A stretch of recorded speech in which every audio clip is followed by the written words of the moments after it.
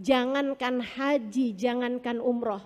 Nabi Muhammad bercerita, "Thalathatun la turfa salatuhum fawqa ra'sihim shibra." Imamun zalim, wa imra'atun batat wa zawjuha 'alaiha sakhit, wa akhwan mutasariman. Dalam hadis sahih, Nabi Muhammad menceritakan 3 kelompok orang. Tiap kali dia sholatnya nggak akan terangkat dari kepalanya 1 jengkal pun. 1 jengkal pun. Teman-teman saudaraku sekalian, sholat tuh buat diterima mesti keangkat dulu. Gimana ceritanya kalau keangkat aja enggak, gimana mau diterima? Dan kalau diterima baru ada pilihan, mau dibalas apa nggak dibalas. Tuh kayak WhatsApp. Saudaraku sekalian, kalau belum terkirim gimana mau diterima? Terkirim aja belum? Terkirim dulu baru diterima kalau ada sinyal, kan begitu ya? Nah kalau misalnya nggak ada sinyalnya gitu kan, terus nggak terkirim atau nggak keterima, gimana mau dibalas teman-teman? Demikian pula dengan amal ibadah kita gitu kan, ada syaratnya keangkat dulu, artinya keangkat terkirim gitu. Nah habisnya terkirim kemudian baru diterima apa enggak sama Allah, kemudian habisnya diterima atau enggak, baru kemudian Allah balas atau enggak balas. Nah ini ada kelompok orang, sholatnya tidak keangkat 1 jengkal pun dari atas kepalanya. Siapa mereka ya Allah? Imamun zalim, seorang pemimpin yang zalim. Camat kek, bupati kek, wali kota kek, gubernur kek, apalagi presiden. Pemimpin-pemimpin yang zalim, sholatnya tidak terangkat 1 jengkal pun karenanya atas nama cinta. Saya sampaikan kepadamu, enggak usah ada yang nyalon.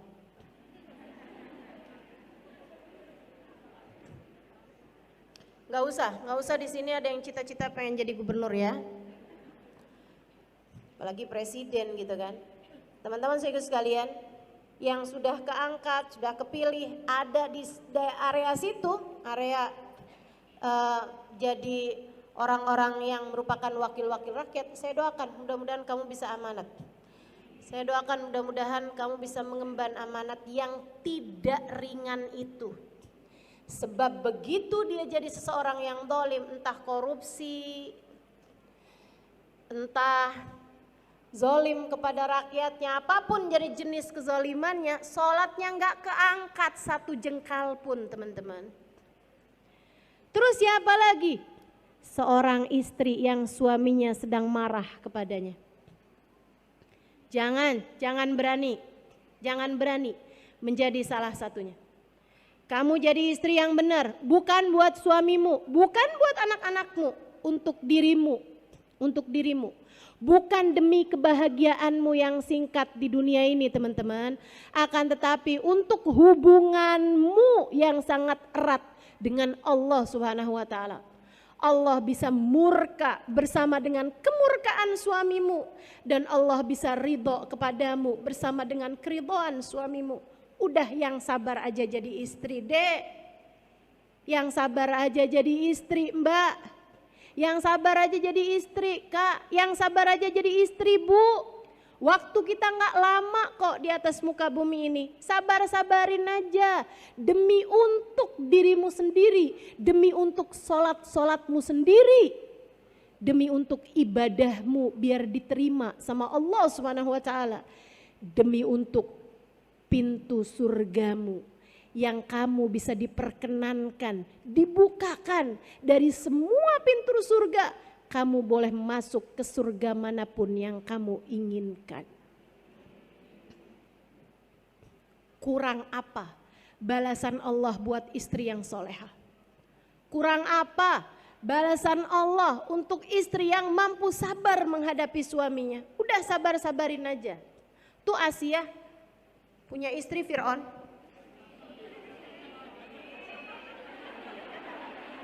Asia istrinya Fir'aun maksud saya. Seneng bener kalau saya salah. Untung saya sabar. Teman-teman sikut sekalian yang saya muliakan, Asia tuh suaminya dia adalah Fir'aun. Segitunya dia bisa jadi istri yang solehah. Teman-teman, kabarnya Asiyah tuh, kalau sama Fir'aun dianggap nggak nurut, itu ditaroin di kayak tempat tidur gitu yang dibuat dari api, yang dibuat dari besi, di bawahnya api dinyalain, dipanggang. Fir'aun mau bikin Asiyah jadi Asiyah panggang. Lah suami kita kan nggak Fir'aun amat. Ayolah. Lagian kamu mau nuntut suami kamu tuh mau jadi kayak apa? Ngaca. Dirimu sendiri itu loh, kayak sok-sokan aja. Sok-sokan sempurna. Bukankah dirimu juga punya banyak kekurangan? Bukankah dirimu juga punya banyak aib dan celah? Bukankah dirimu juga punya banyak kesalahan? Ayo belajar untuk bisa jadi seorang perempuan yang mudah-mudahan tiap kali kamu sholat Allah berkenan memandangmu dengan pandangan penuh rahmat. Ketika kamu berangkat umroh, berangkat haji, ketika kamu menyampaikan labbaik Allahumma labbaik, labbaik la syarika laka labbaik, Allah pun kemudian bersegera untuk menerima ibadahmu tersebut seraya mengatakan labbaik ya abdi wa sa'daik. Yang ketiga dari orang yang sholatnya nggak akan pernah keangkat satu jengkal pun. Ini sholat. Sholat tuh ibadah yang paling banyak kita lakukan dibandingkan dengan puasa, dibandingkan dengan haji teman-teman. Bandingkan dengan zakat, kan begitu. Segitunya aja Allah gak mau menerima sholat kita satu jengkal pun. Yang ketiganya siapa? Akhwan mutasoriman, orang yang lagi gak akuran. Yuk liatin hatimu. Dendam sama siapa hatimu itu? Hah? Punya kebencian sama siapa hatimu itu? Diapain? Sampai bisa segitu dendamnya? Diapain? Sampai kamu bilang seumur hidup gak akan pernah saya maafkan orang itu?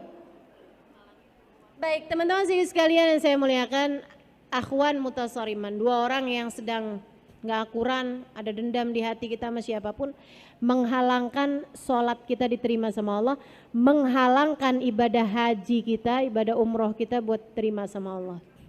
Jadi yuk sama-sama saling benerin diri, biar kita ketika mengerjakan ibadah apapun aja jadi ibadah yang layak diterima sama Allah Subhanahu wa taala.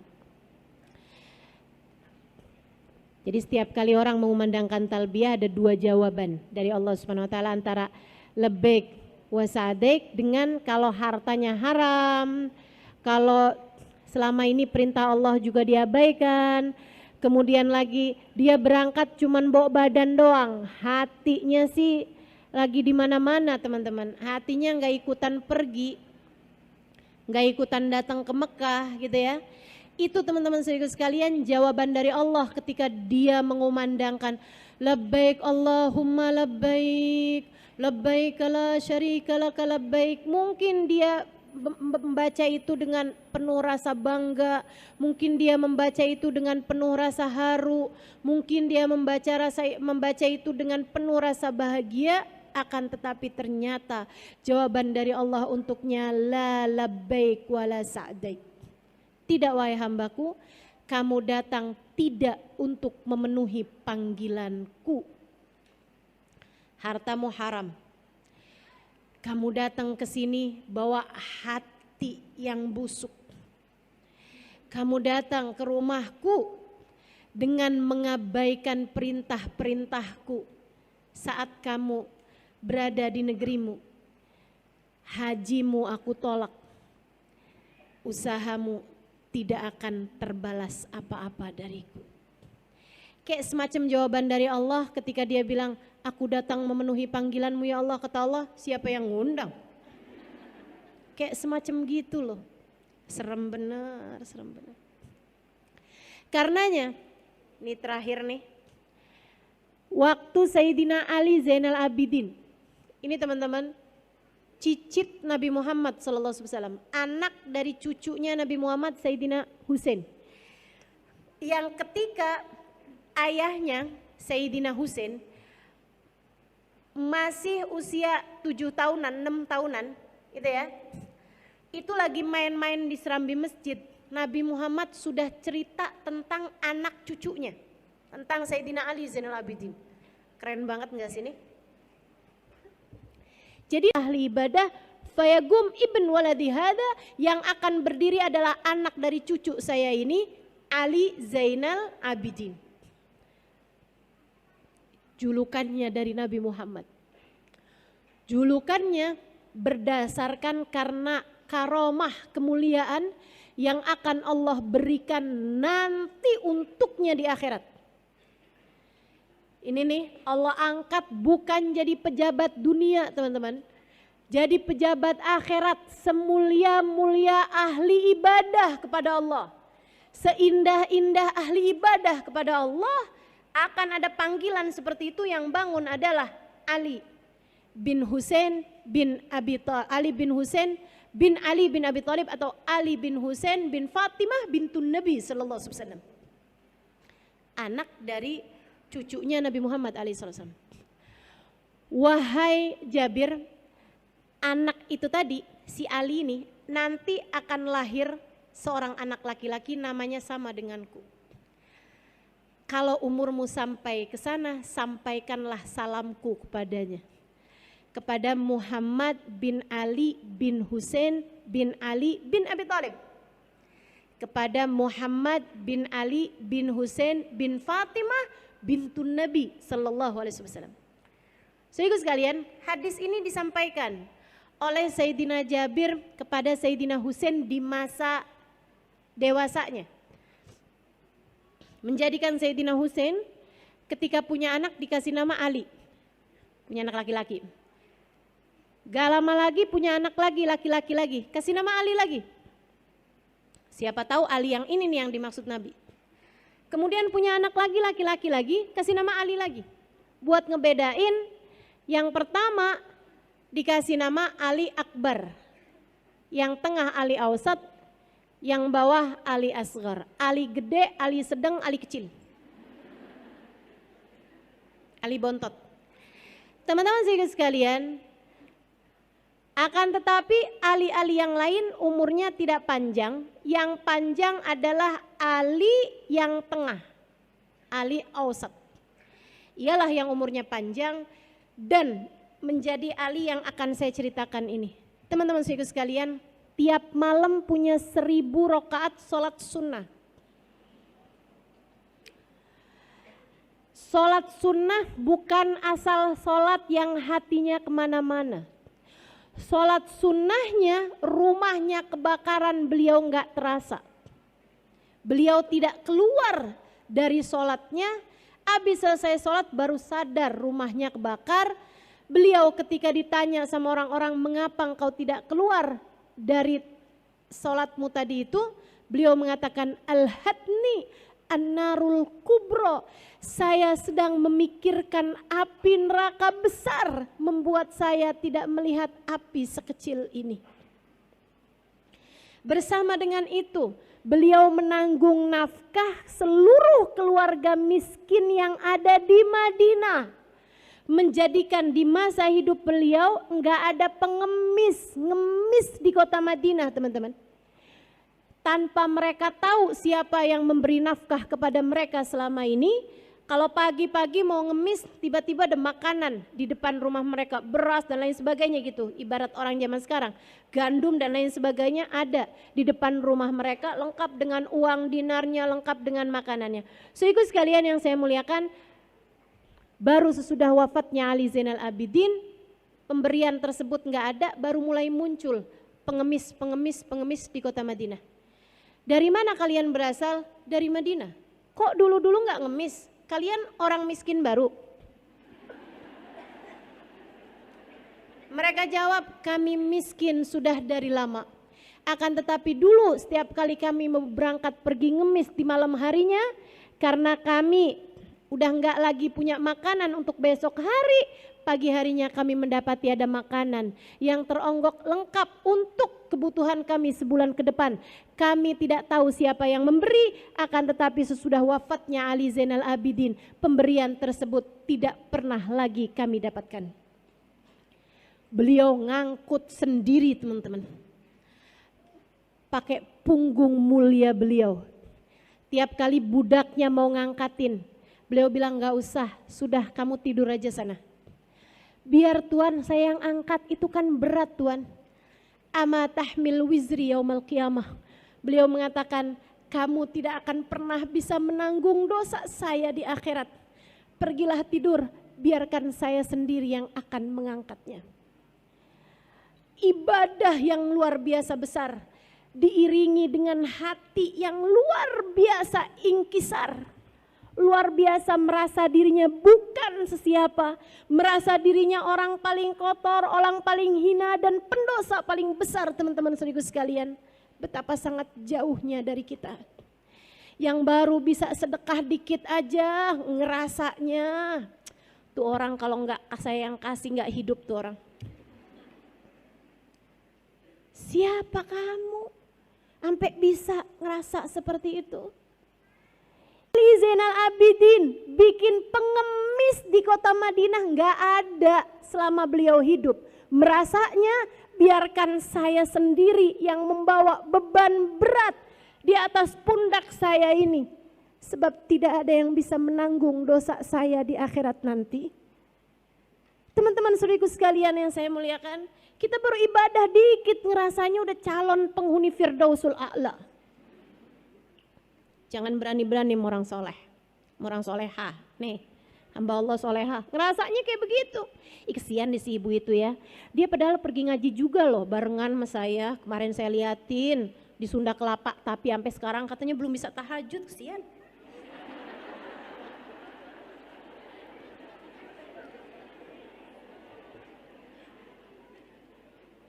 Siapa kamu ini? Atau tepatnya siapa kita ini teman-teman saudaraku sekalian. Kita ngelihat diri kita aja geli. Ya Allah, mudah-mudahan Allah bimbing terus hati kita. Biar tahu hakikat insya Allah. Satu waktu Ali Zainal Abidin pergi haji. Saudaraku sekalian, saat beliau mulai mengumandangkan talbiyah dari atas untanya.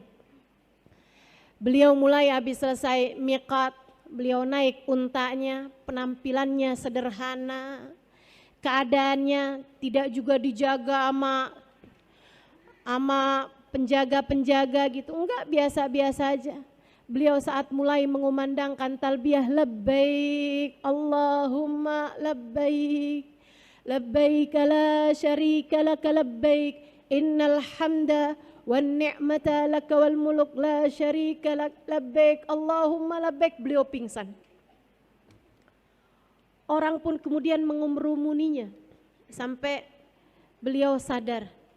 Ketika beliau mulai sadar, mereka pun mulai bertanya, apa yang terjadi denganmu Tuhan? Apa yang terjadi denganmu?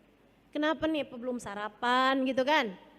Apa-apa nih, kenapa? Sebabnya dia bilang, Inni akhaf, inni khasyid. Saya khawatir jawaban dari Allah la labbaik wala sa'daik.